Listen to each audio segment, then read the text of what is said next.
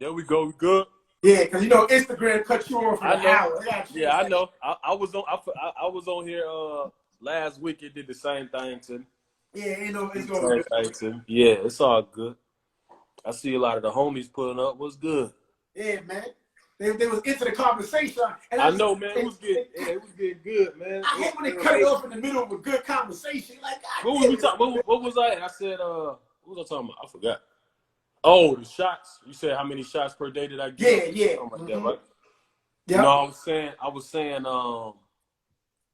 so like if I'm in the rotation, that might be like I might not come back at night to do too much. If we got like 3-4 games in a week, in like 5 days or 6 days or whatever, I'm at 100 to 125 before practice, and then I'm probably at about I'm at like that same 100 to 125, the same like routine, same workout.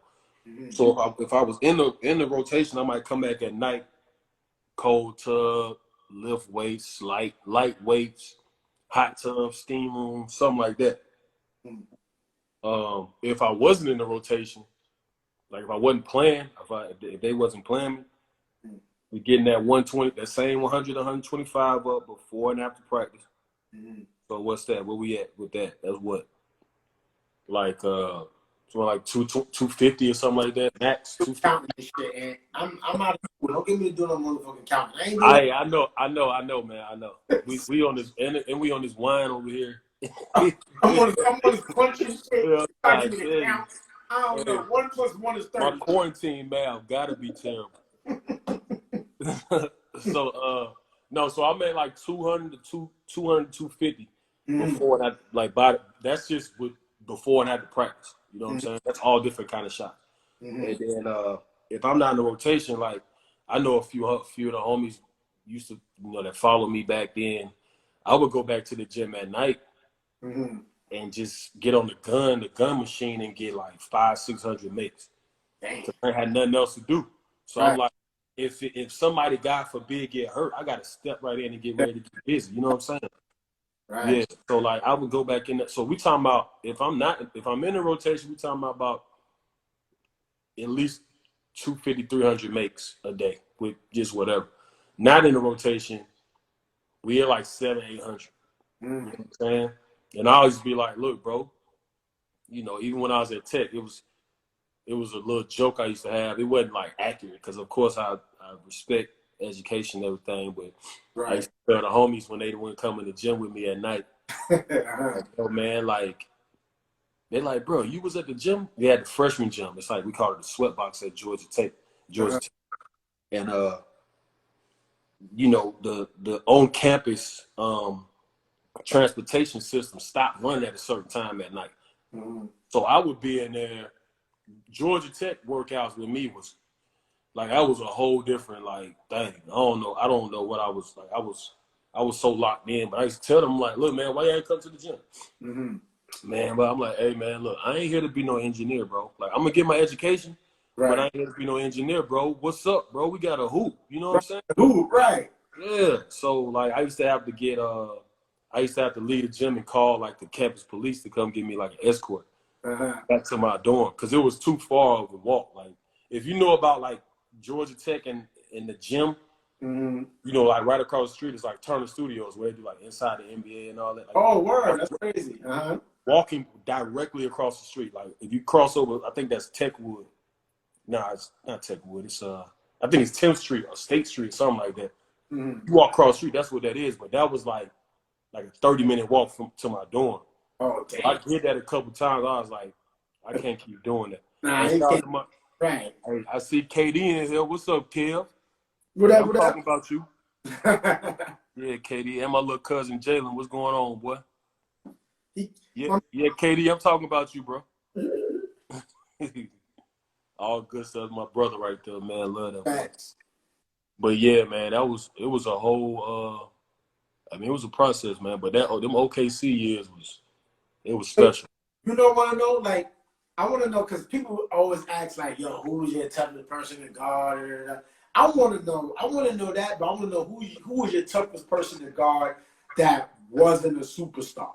that just that wasn't a superstar. That wasn't, because there's always one dude that like, yo, he be unorthodox, but he be giving you like I know this one dude in my hood. I used to play ball. He wasn't a scrub, but he used to always give me buckets. I'm like, yo, how the fuck this guy keep getting buckets on me? Like, who was that guy for you that was in the NBA? In that the league, superstar. Let me guess. Let me think right quick, bro. Because I'll say that the superstar that was the hardest to guard, people would ask me that all the time. It was Dwayne Wade. He was in Miami, like 2008, 9, 10, Dwayne Wade. Right. Bro, I hated guarding him, bro. I don't even Oh, my God.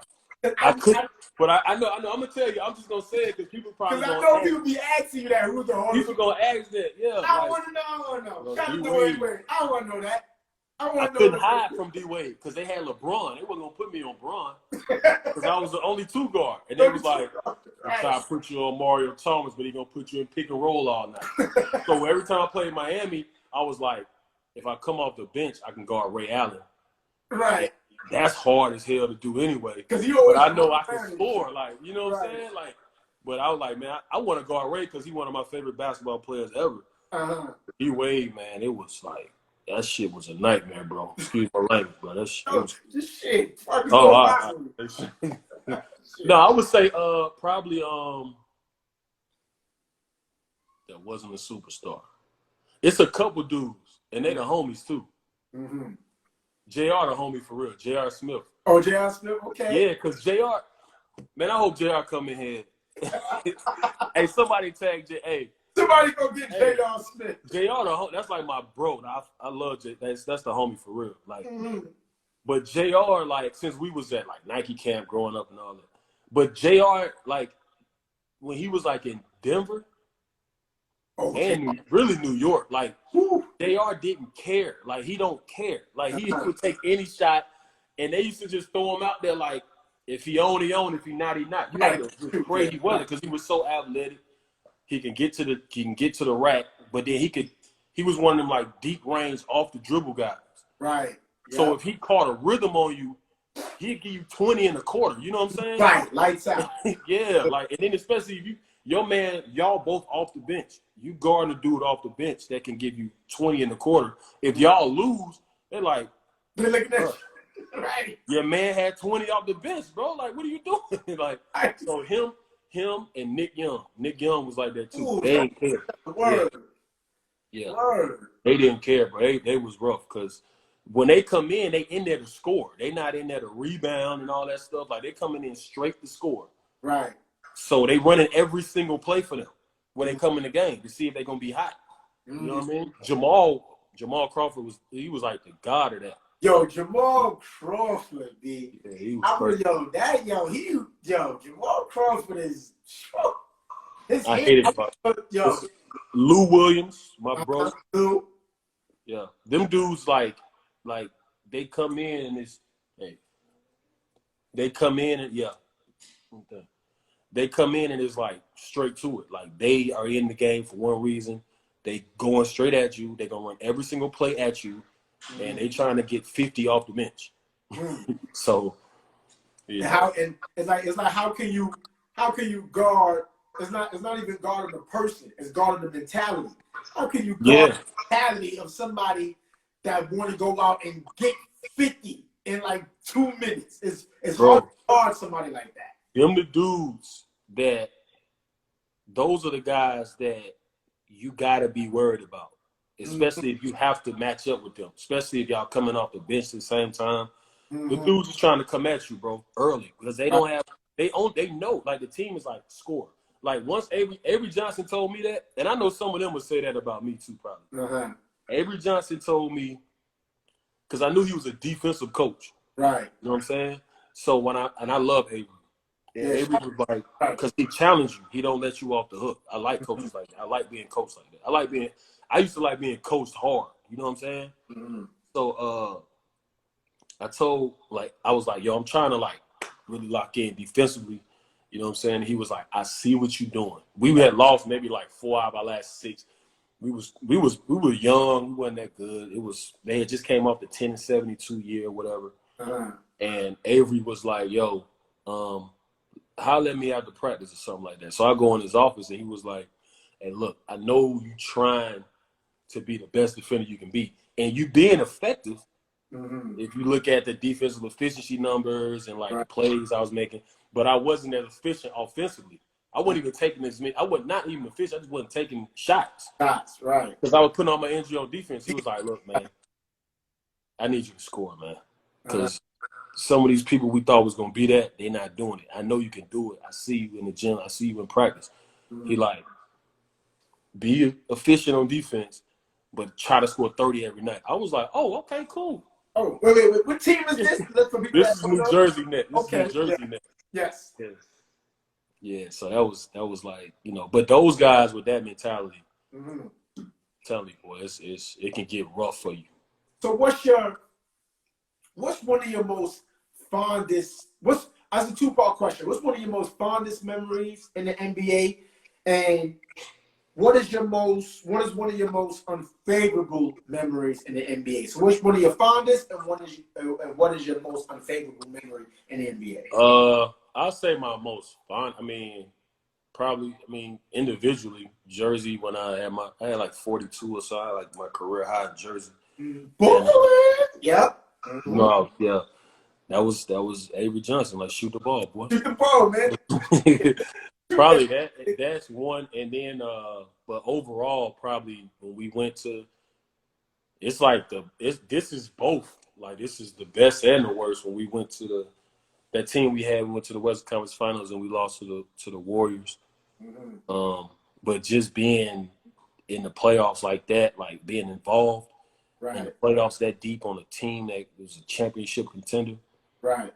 But but to lose that was like the worst part of that to me. I'm about to say, I gotta ask, man, because I was watching that series, I was glued, and then because I'm not a Warriors fan by stretch, I love the Thunder, the team as specific as you said, the organization. I just like watching that team. When you was on there, KD, Russ, like because this is great that you're here because I want to know what was y'all mindset when y'all was up 3-1?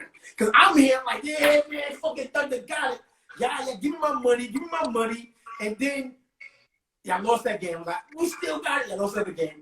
I'm like, y'all still got it. You know what I'm saying? Like, what was your mindset going? Bro, up 3-1, from up 3-1 and losing that series, take us. What was your mindset from up 3-1 to losing the series? How did that all? Hey, bro, I swear they can do like a 30 for 30 on that season with us and the Warriors, bro.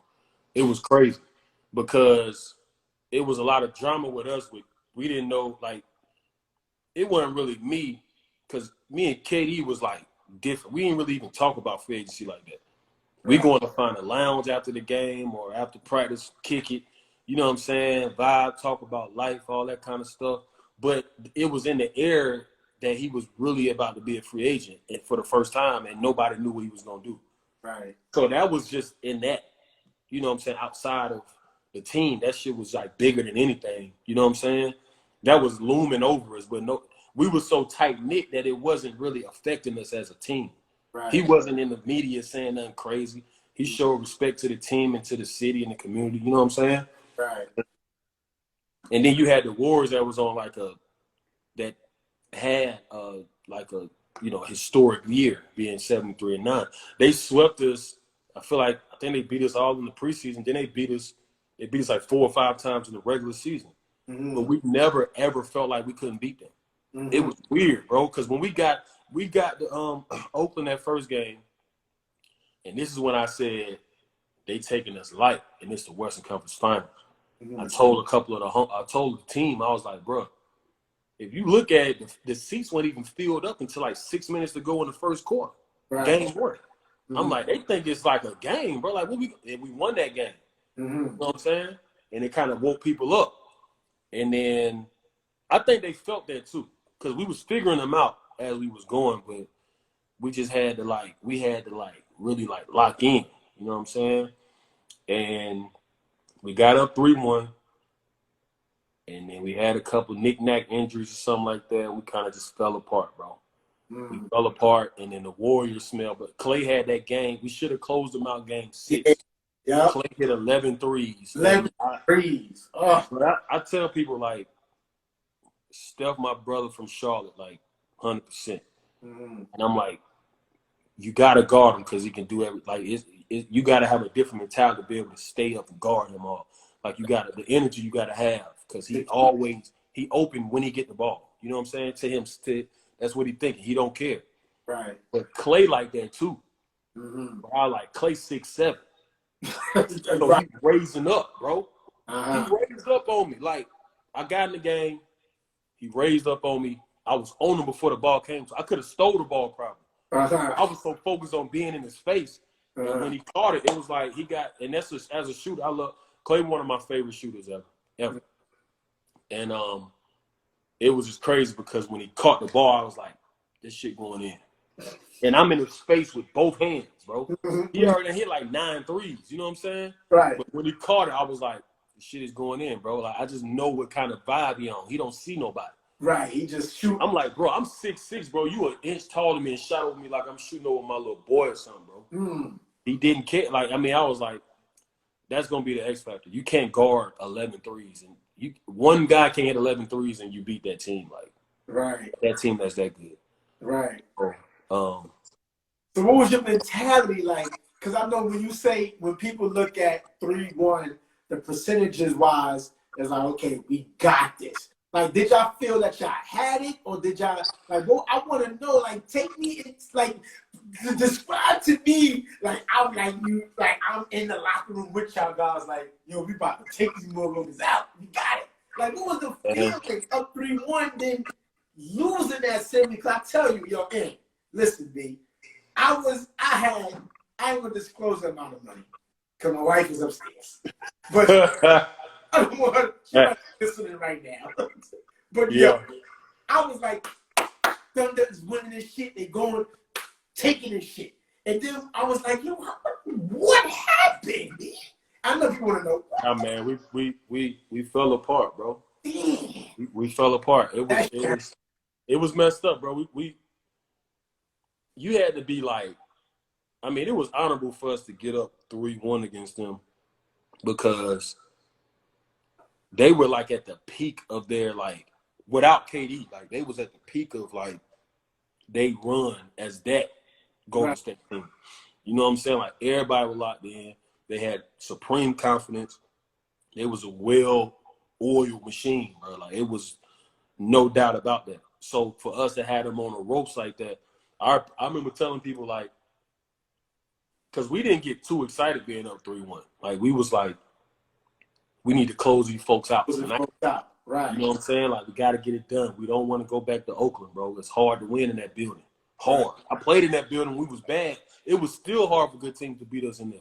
Like, we barely got blown out in there. We wasn't good in 2008, 2009. You know what I'm saying? But I was like, yo, man, like, we gonna have to really, like, it was crazy because every single person in the organization was on the same page. I had never seen nothing like that. From the owner to the GM to the coaches, players, all the way to like the ball boys and equipment people and the medical staff. Bro, it was like we all was in practice together. Like, they knew the plays. Like, the medical staff knew the plays. Shit. The equipment staff knew the plays, like what they was gonna run. Like, everybody was holding each other accountable in practice. Like, it wasn't no slip ups and like nothing. Like, what we had to do to them was, because first of all, you got to be a big physical team to be able to beat. Back then, you had to be a big physical team because they running off screens, but they not calling plays. They that locked in as a team. Their chemistry is that good. So we had Serge Ibaka switching off screens on Steph, but we was like, look, we're going to have to beat them up. So, Serge, if they put you in a position where you switch off, knock the hell out of Steph, and then you got to guard him.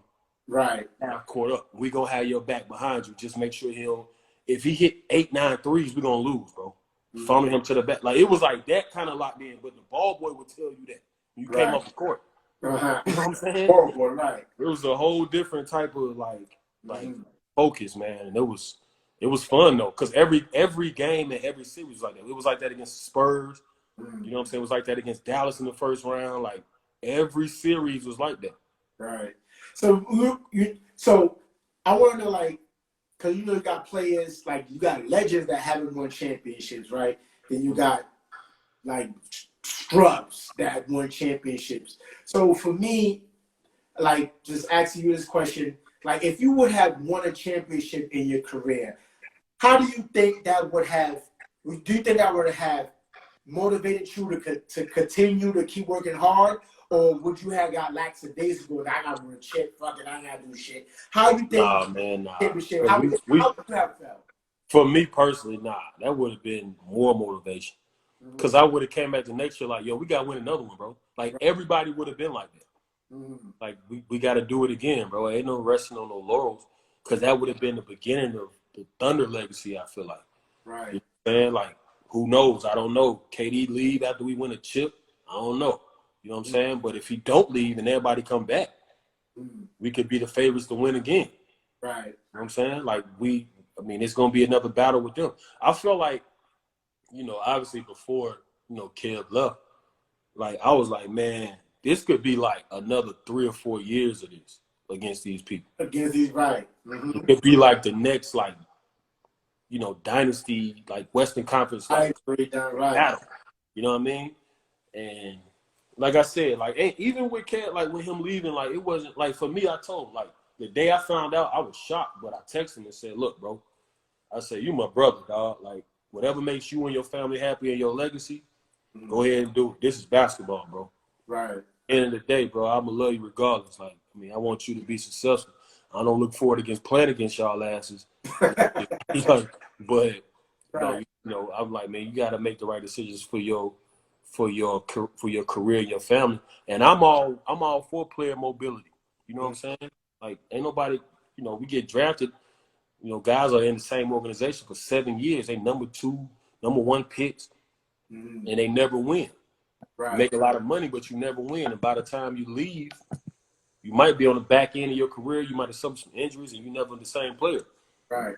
So I'm like, man, look, whatever you got to do for you, you can do for you. But obviously I was upset. But I'm like, man, look, at the end of the day, it was bigger than just some basketball stuff, So my another question I got for you now.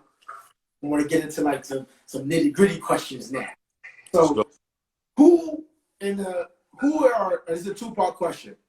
Who are your top 5 players of all time? And who are your top 5 players? Well, this is 2020, so in the past decade, who are your top 5 players in the past decade? Because this is a new decade in 2020. So who are your top 5 players of all time and your top 5 players in the past decade? So you mean like the 2000s or something? Yeah, because this is 2020, so this is like a new decade. Okay. So you saying like 2010s? Yeah, from 2000 and from 2000 and let's say from 2009, from 2019, that decade, and so we'll say who your top 5 players from 2009, 2019, and who your top 5 players of all time. Oh, I'd say like the last decade, probably. It's gonna be Bron. Kobe is in there. D Wade. It's more than 5. Gotta be 5. Bron, Kobe, D Wade. Bron, Kobe, D Wade. Probably Brandon Roy. Brandon Roy, that's a good pick. He was cold, bro. His knees wouldn't have went out, bro. It would have been crazy. Mom, the meniscus shit is no joke, I tell you. Yeah. Damn. Bron, Kobe, D Wade. Roy. Man, I'm gonna have to go like at least KD. You got Steph, Russ. Like, it's hard, bro. Like, cause that's a wide range. I know, but last 11 years, bro. Them boys went crazy, bro. You gotta give me, come on, Ed. You gotta give me the top 5. I gave you a 5. I gave you 5. Like 30. I gave you some off the No, bench. you gave me like 30. I don't know, man. It's hard. Bron, Katie. All right, Bron, Katie, that's 2. Bron, Katie, Brandon Roy, D Wade. That's 4. You got 4, Ant. You gotta give me one more. This is of the 2009, 2019. I gotta put Kobe. Like Kobe. I gotta put Kobe in there. So that's the 5. I could put Steph in there. I could put Damian Lillard. Like it's hard, bro. Like I love these dudes, man. Like, I know. They games. You know what I'm saying? I wanna. So okay. So you got Bron, Kobe, D Wade, Brandon Roy, and who you said? Bron, Kobe, Katie, and Kate. That's your 5. Kobe. Wait. Bron, Kobe, Katie. Bron, Kobe, KD, D Wade, and Brandon Roy. That's your. Yeah, this go ahead. Yeah. That's your 5 for 2009. I don't want. Okay. My man said D-Rose side to Coach Stroud. It's hard, man. I know. D-Rose was nasty. You gotta get the hard. His game was crazy. Yeah, man. So now that was from 2009 to 2016. Now what's all time now? The top 5 players all time now. Top 5 players all time. Mike, Allen Iverson, Kobe. These are my favorite players. I'm not. Okay, that's 3. Mike, Allen Iverson, Kobe.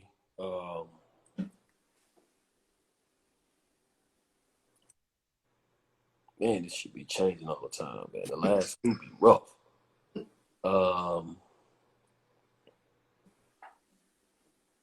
Probably Kevin Garnett. Is one of my favorite players ever. AG.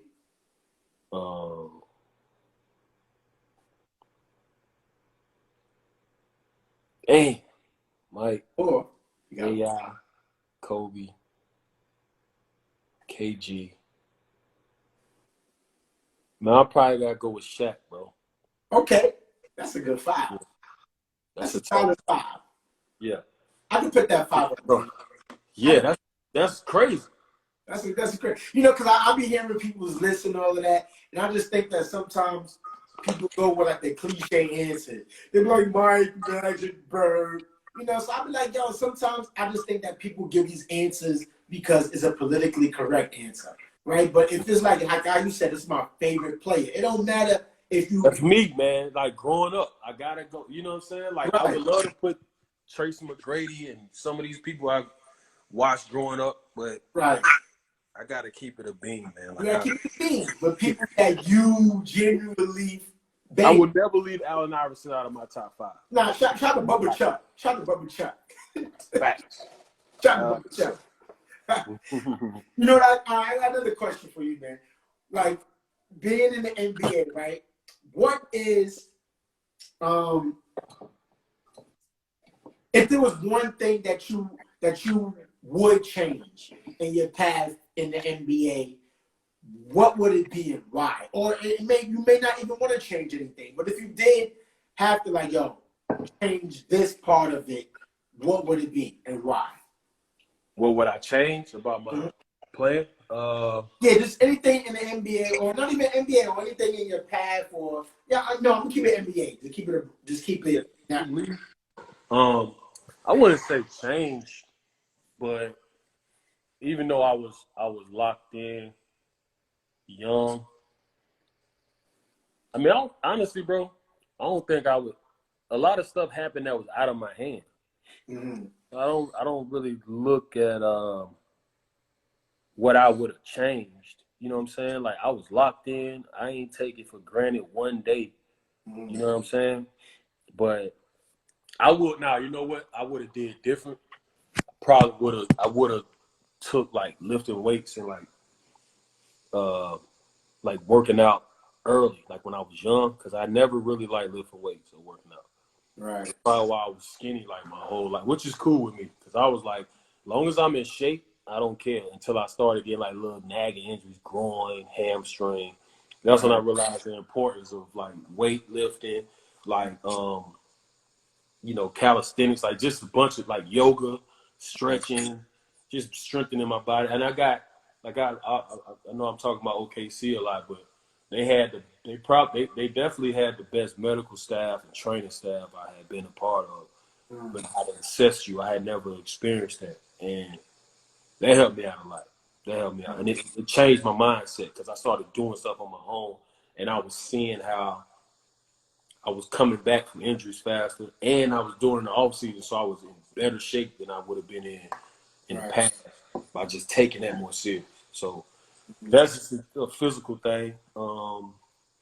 Of course, like I spend money on dumb shit a little bit, not a lot because I was cheap. Man, I could have did. Like, you know what I'm saying? I be thinking about that now. I'm 34 now, so I be kind of thinking about like those little things. But Right. it was cool. I wouldn't change nothing though, man. I probably, the mentality was way different, especially, right, young, whatever. I wasn't too bad though. I wasn't. My stories wasn't bad like some other stories I heard. Right. I don't heard some other stories. So man, like, all right, like life after the NBA, because I know, like you said with the stories, a lot of NBA players, they leave the NBA and some of them can't transition into like life after the NBA. You've been doing very well after the NBA, community wise, just everything that you've been doing is A+. Like, so for somebody that's for people that's watching, life after the NBA, when was you decide like, yo, okay, I have to plan my life after this because I know this is coming to an end. So I got to set these things up in order for me to be a productive person outside of the NBA. So just take the people through that time and let them know how has life after the NBA. I mean, for me, like I had planted some seeds while I was playing, and I thank God I was able to do that. And I watched some of these guys, some of the guys I played with, some veteran guys for me. Steven Jackson, Corey Maggette, Kyle Korver, just to name just a few. Like it's more, but just name a few. I saw how they was moving with some of the stuff they was doing. You know what I'm saying? And I was asking questions and I was kind of researching in, but wasn't being as hands on because I was playing for so long. I had to kind of like plant seeds for when I knew I wasn't going to be playing for that much longer. So a lot of it was asking questions and researching while I was still hooping. And it's not hard. That's one thing I wish I would have probably did a little bit more when I was like really young. But I was just worried about staying around and staying in the league. And, so it's only so much I could really process at the time with that. And it's not like I had nobody that was going to pass nothing to me. Right. Or I was in circles where I was learning about real estate or fashion or, anything like that. Like I didn't have super access to that. And the information wasn't getting shared as freely as it is now. That's why I love this new wave of superstars. When you think about like Zion and Trae Young and Devin Booker and Ja Morant, these kind of that generation of guys, they're gonna have even more doors open to them while they playing. They don't have to worry about the stuff we had to worry about. We didn't have a lot of people coming in and veterans coming in saying, "Hey man, come sit down with me at this meeting. I'm finna meet with this dude that got $1 billion company. He's finna open up, and I want you to come in and see it so you can ask some questions." I never had nobody do that for me. You know what I'm saying? So like I was like, now you got LeBron and Chris Paul and D Wade and these guys that had successful ventures off the court. You feel me? So like for me, like with Own Sense of Style, my clothing company, I did a lot of research on it, and shout out to my girl Mary Francis that works with me on my brand. She does a great job. And Vina Vaughn, my manager who runs my foundation, anthonymorrow.charities.org. Like these are people, it's a small circle of people I really rock with. You know what I'm saying? My cousin JC, who, he's in the real estate. We share a lot of information together. I've been going to more and more these networking events and luncheons and stuff with him because, he's already tapped in. You know what I'm saying? So it's just keeping it real tight, man. Understanding like that we still gonna give back. in terms of information through the foundation. I started Anthony Morrow Enterprises. That's going to be a full service, like every single thing outside of Own Sense of Style and Anthony Morrow Charities. We're going to have everything in there. Not only we doing business and making money, of course, but real estate, training, speaking engagements, appearances, anything involved with game, anything we giving back. But we going to get the knowledge back too. We ain't just making money and building relationships without trying to network it out. Trying to build a whole network. Like, we the base of it, though. You know what I'm saying? Right. So I think that's important. And that's number one when it comes to, if you're talking about community, you're talking about creating jobs, and you're talking about trying to help people figure out what they want to do and what they want to be a part of, then you got to open it up. Right. You got to open it up. You know what I'm saying? Like, you can't leave people out there hanging and figure it out for themselves. You know what I'm saying? Because Charlotte is kind of a separated city when it comes to that. That's true. Like, it's been naturally like that. And people have always said that, like, yo, man, it's like everybody doing something, but we all over the place. Like, we such and such in Concord, such and such in Gastonia, such and such in Charlotte. What's the name in Matthews? Like, why? You know, we got to get to the point where we bringing more people together so we can share more information and help people. Because a lot of people hit me like, yo, man, like, how do I even start a foundation? I'm like, it ain't hard. I just sat down with somebody about 3-4 months ago and helped them start their own thing. I just showed them exactly what to do. You know what I'm saying? And that's the kind of information we're going to be really involved in. So it's exciting. And I love where I'm from. So I love helping people. Right. Something I'm going to continue to do. Right. That's somebody on Facebook calling me. I'm like, oh, why are you calling me on Facebook, man? Yeah, I know, man. They might be mad I left LeBron out. Huh? Top 5. People mad. You might be mad I left LeBron out my top 5. I mean, yeah, I was reading the comments. Somebody, yeah, I saw that. It's like, That's the homie Thug Fashion. What's the name, man? I'm like, look, bro. I saw a lot of basketball. I'm 34, bro. I'm not. If I was my nephews, I'd be like, of course, LeBron on my top. Right. A lot of them believe Mike out they top 5. Some people don't get it. You know what I'm gonna ask? Because like my favorite player of all time, other than my man Mike, is Kobe Bryant. You know, God rest his soul. January 29th will always be a day that I'll never forget. You know. Sure.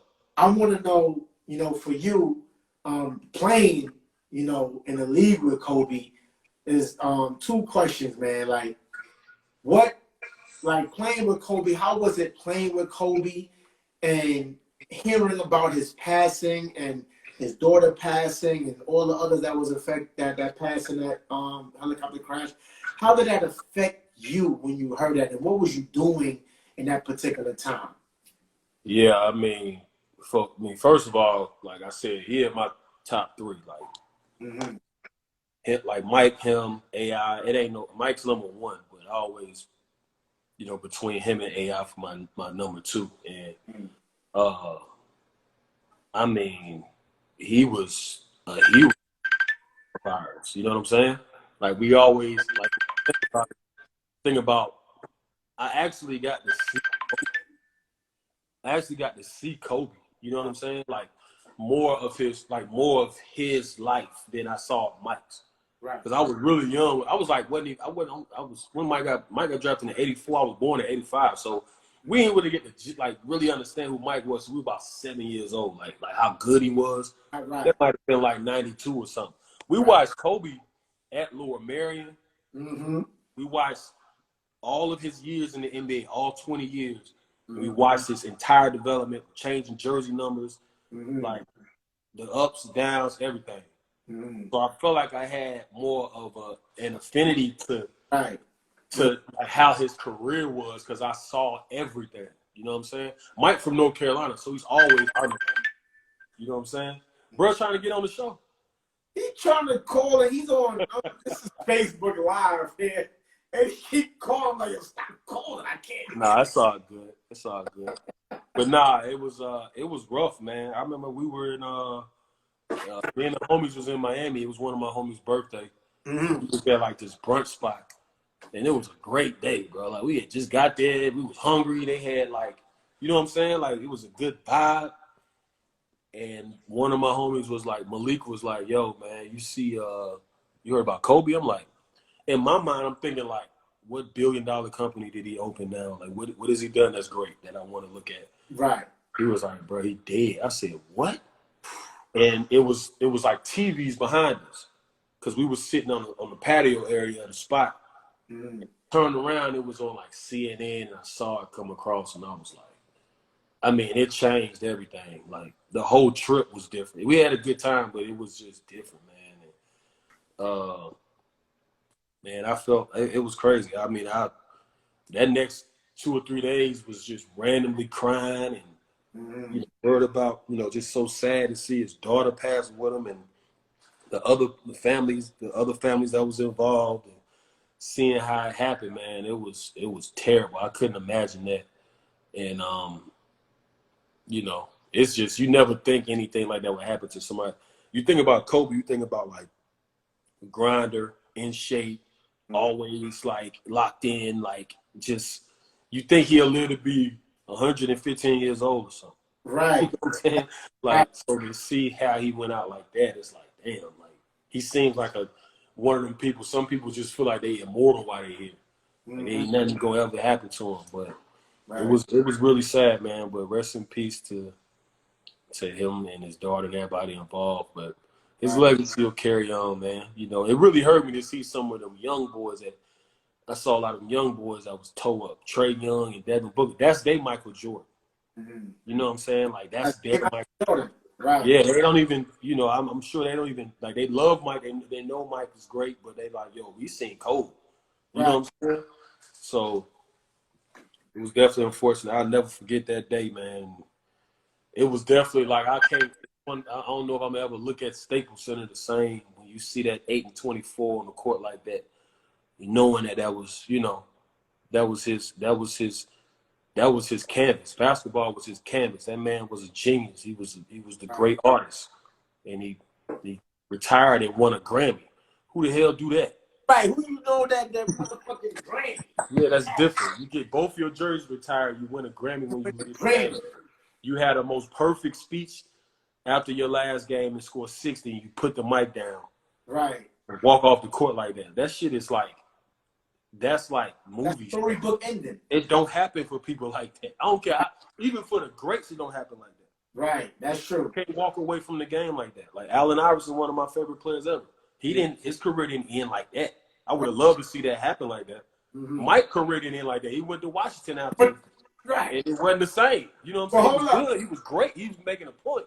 But hold up, man. Mike at 40 was still dropping 40 though in Wizards though. No, he was cold, but I'm saying it wasn't the winning off against Brian Russell, hit the shot, win the last hit, walk off into the sunset with your form up, winning the game. You come back because you proven because Mike a competitor. He wanted to prove like the dude is at 40. But Kobe dropped don't end their legacy the same as how Kobe went out. That's fact. That was crazy. You know what I'm saying? That was crazy. That's fact. So man, let's wind down because we had a long conversation. It was so much shit I wanted to ask, but I'm like, damn, I don't want Facebook to cut me off again, man. So man, go ahead, man. We ain't got nothing to do. That is true. That is true. The followers was going up.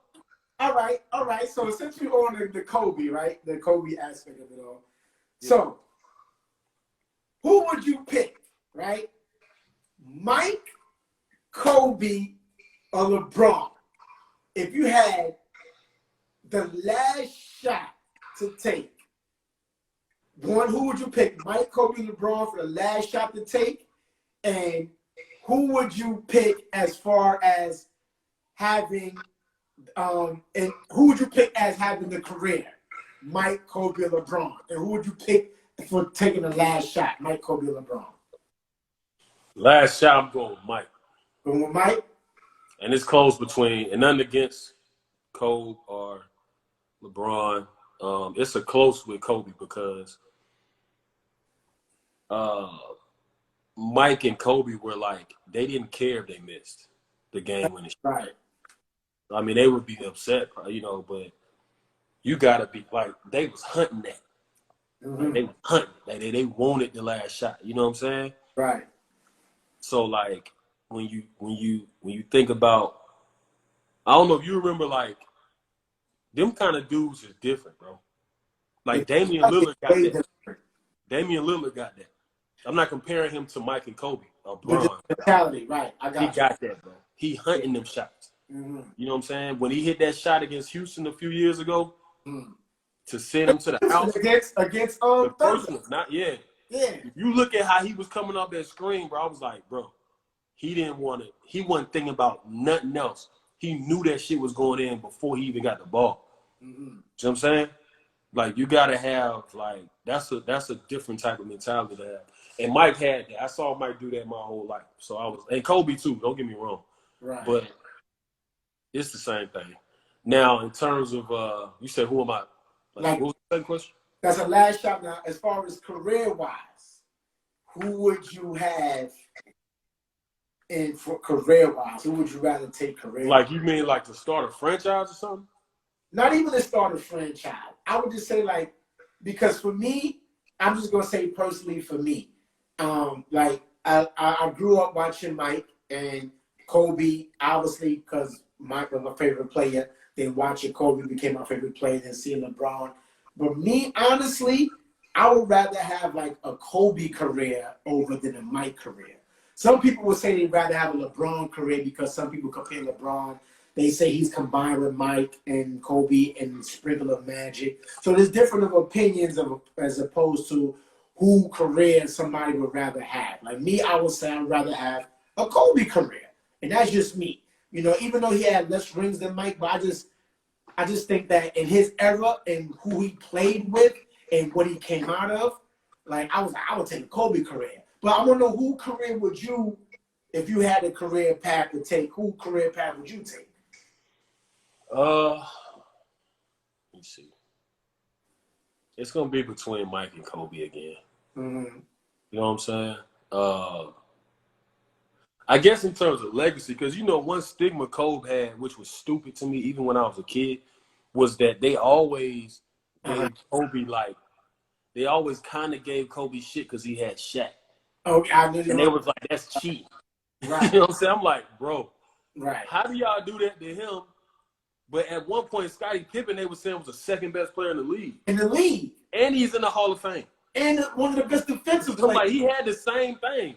Right. The thing was, though, they traded for him on draft day, but they basically drafted Scottie Pippen. Right. So it ain't like Mike had, like, Magic say, yo, I want to go play for Chicago. Right. Mike. So it's like, you know what I'm saying? It's just the optics of it. But me personally, like, nobody said that about Mike. So if you're going with, like, rings and legacy, I would have to go with Mike with that. Because nobody ever said, like, Mike had went out and got Charles Barkley to come to Chicago because that's the only way he could win. Right. But that wasn't Kobe's fault either, though. Right. Like, but he didn't pick out Shaq, though. It wasn't his fault. It wasn't his fault, though. You know what I'm saying? I thought that was always stupid. Like, it's a stat line out there that shows what Kobe averaged in the finals with Shaq. I think it might have been the first ring they won. And it was like it was something like 35, 12, and 9 or something. I'm like, bro, right. He ain't riding no coattail, bro. That's crazy. That's right. You know what I'm saying? Right. Like, yeah, it is what it is. Right.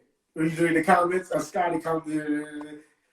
For me, I just think that, you know, to allude to your point as far as like the finals comparison numbers is concerned, you know, when you say somebody's riding a coattail, you gotta look at the number wise. You know, I would say like if somebody's riding the coattail of a superstar, like say if the highest superstar was averaging 30.2 and the second tier superstar was averaging 19, 20 points a game, then you ride the coattail. If the superstar averaging 31.9 and the second tier averaging 31.2, that ain't riding no coattail. That's not.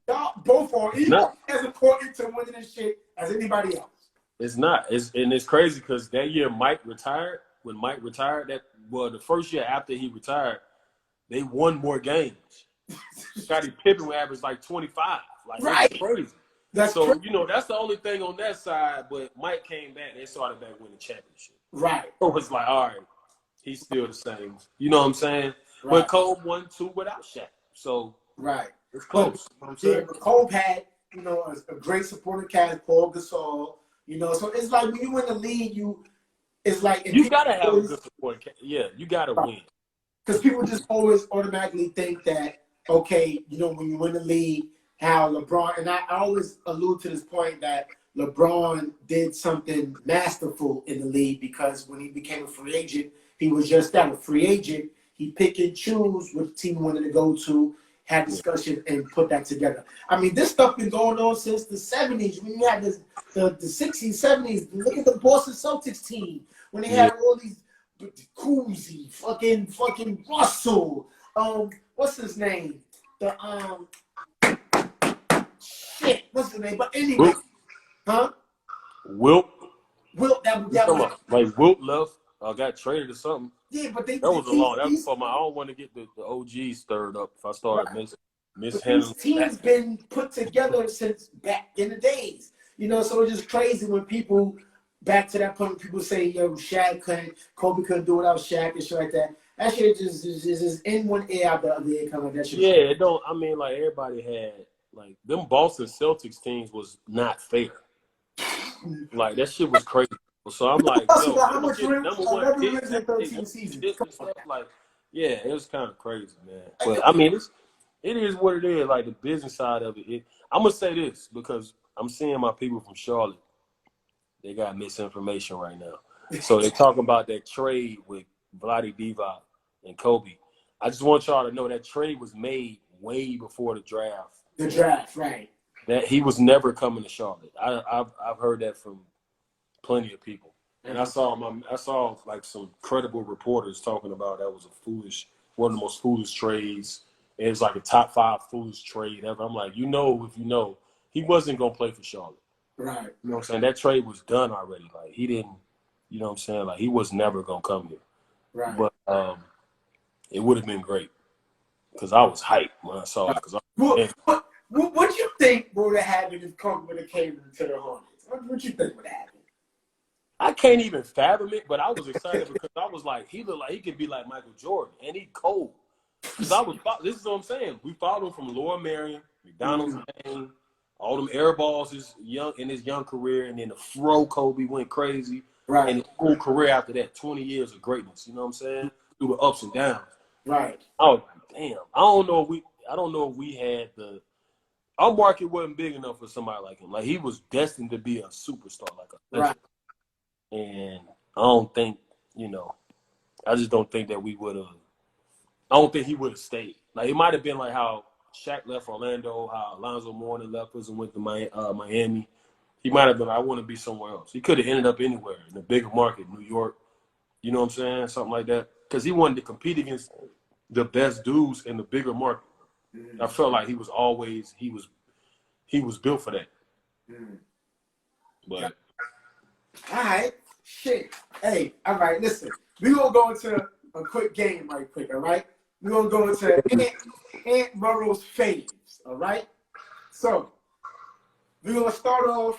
I'm gonna ask you about. Let me see. I'm gonna hear it out of my head. Five or six Aunt Morrow faves. All right. So we're gonna start off cool, then we're gonna get to the knee deep shit. Favorite food? Favorite food? Mom's fried chicken. Or my dad's fried chicken. Both. I can't say one. Hey, Damian Lillard in here. What's up, boy? Hey, D Lillard. What's going on, D Lillard? Dame Dollar. What's happening, boy? You know I'm talking good about you. All right, so favorite food. All right, that was your favorite food. Favorite movie? Favorite movie? Damn, that's hard, bro.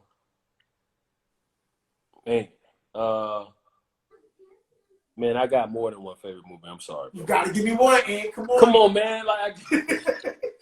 Like my favorite. All right, I'm gonna give you like a couple options. Okay. Chilling, Dame, man. We talking basketball, bro. Quarantine, ain't nothing going on. You know what I'm talking about? But either Juice or Casino. Juice or Casino. All right, pick one out of the two. Come on, bro. Nah, I say like Juice was my favorite movie growing up because like Pop is like one of my favorite people ever. Right. So like, that was my first time seeing him like act, and it was like just an impactful movie. It was like the first movie my mom really broke down. We watched it together and was like, she was like breaking down like the elements of comparing while I was growing up to that movie, and it was dope. You know what I'm saying? Like how she broke it down. But then it was like a cool movie. Like it was sad, but it was cool. All right. Favorite fast food restaurant? I ain't ate beef or pork in like 3.5 years, so that closed it. That shut a lot down now.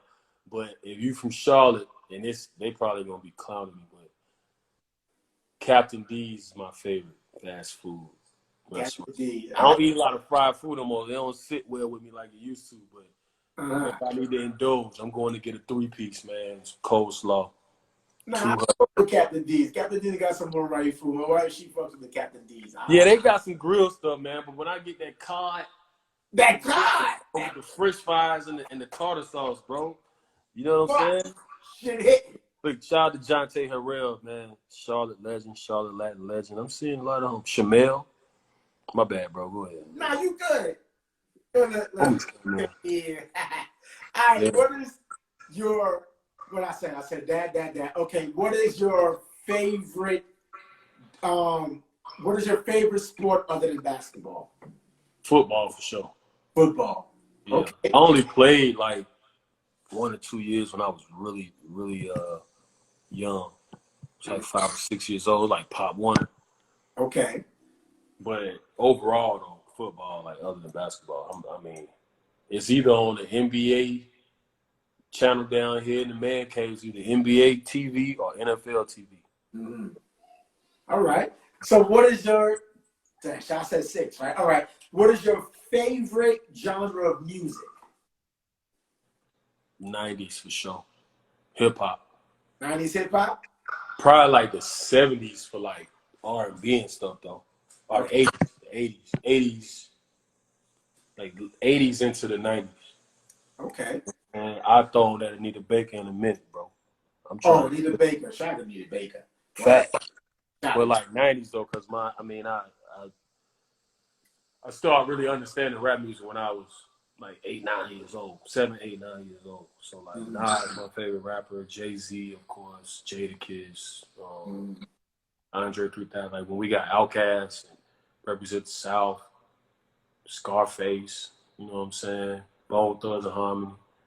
I started living my DMX. Like my mama was buying me this stuff and was like, yo, Lance Stevenson in it. What's up, Lance? Hey, yo, what up, Lance? They say we twins, Lance. What's happening, my boy? Yo, that shit, you do look like fucking Lance, though. We've been hearing that shit since we was young, man. Like, I was like, bro, they're like, you look like me. I'm older. That's my brother. Tell nigga to give me the guitar emoji. They need a fucking guitar emoji from Lance. Lance got all the antics, bro. Right. All right. So, what is your? Now this is the big one. What is your favorite moment in life? My kids, bro.